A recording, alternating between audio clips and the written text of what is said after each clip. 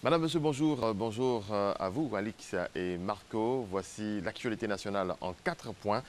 Débutons à Yamoussoukro, où s'est tenu hier à la Fondation Félix Houphouët-Boigny pour la recherche de la paix un conseil des ministres extraordinaire présidé par le chef de l'État Alassane Ouattara. Au titre des mesures prises, un projet de décret portant ratification d'un accord de prêt d'un montant de plus de 3 milliards de francs CFA entre l'État de Côte d'Ivoire et le Fonds africain de développement. Il s'agit de financer le projet d'appui à la gouvernance de la filière cacao afin d'assurer un meilleur revenu aux producteurs.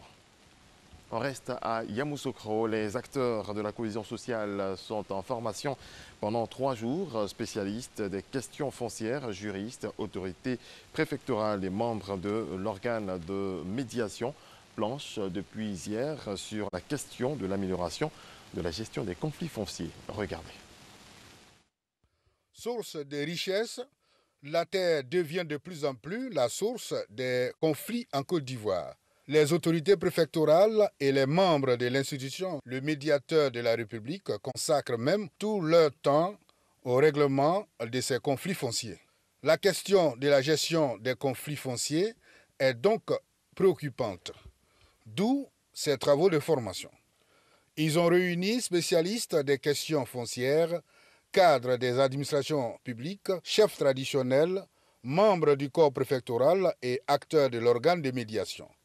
Objectif, réfléchir sur l'amélioration du règlement des conflits fonciers. Il faut leur donner le vrai contenu de la loi pour leur faciliter la médiation pour la gestion des conflits. Toutes les articulations des procédures qui permettent de sécuriser les droits du domaine foncier rural. Ouvrant les travaux, le secrétaire général de l'organe de médiation, Nguessan Zekre-Suzanne, a témoigné la reconnaissance de son institution au programme des Nations Unies pour le développement, pour son appui. Le règlement des conflits fonciers représente un réel défi pour la préservation de la cohésion sociale dans notre pays.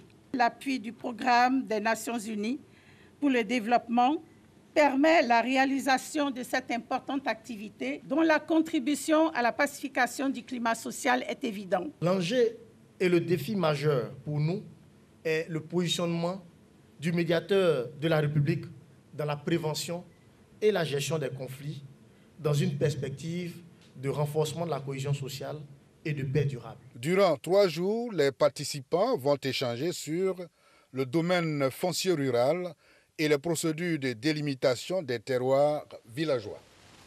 Voilà, c'est un reportage de Charles Tatou.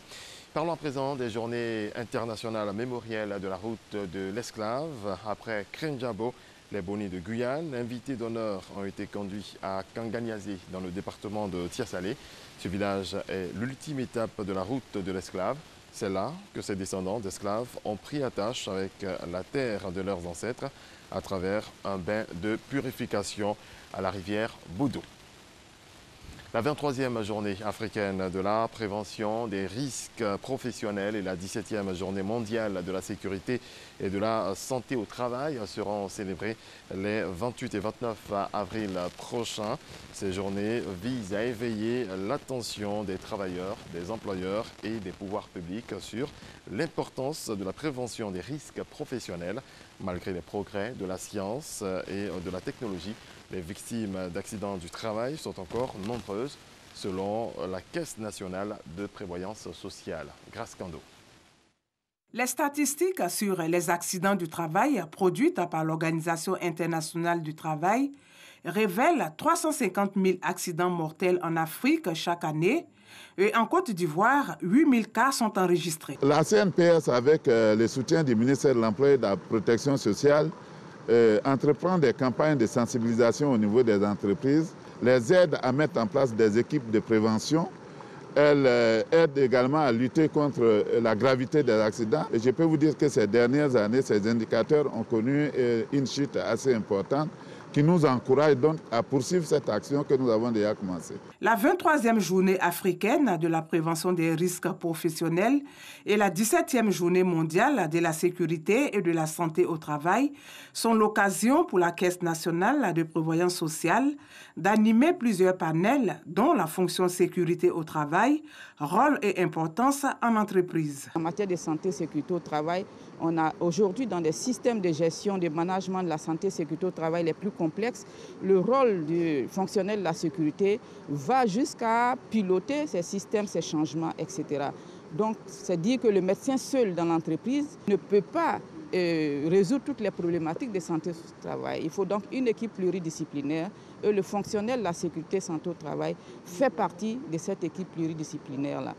Les accidents du travail réduisent la disponibilité du personnel. Réduire la disponibilité du personnel nécessairement va induire des risques au niveau de la rentabilité ou de la productivité de l'entreprise. Et donc aujourd'hui, c'est de faire en sorte que ces ressources soient disponibles en faisant en sorte de mettre en place des actions de prévention suffisamment efficaces et durables pour faire en sorte que les collaborateurs soient également épanouis et qu'on puisse assurer le bien-être au travail. La Caisse nationale de prévoyance sociale prévoit des campagnes de sensibilisation sur les risques en entreprise dans les prochains jours. Merci à toutes et à tous de nous avoir suivis. Je vous donne rendez-vous tout à l'heure à 6h30.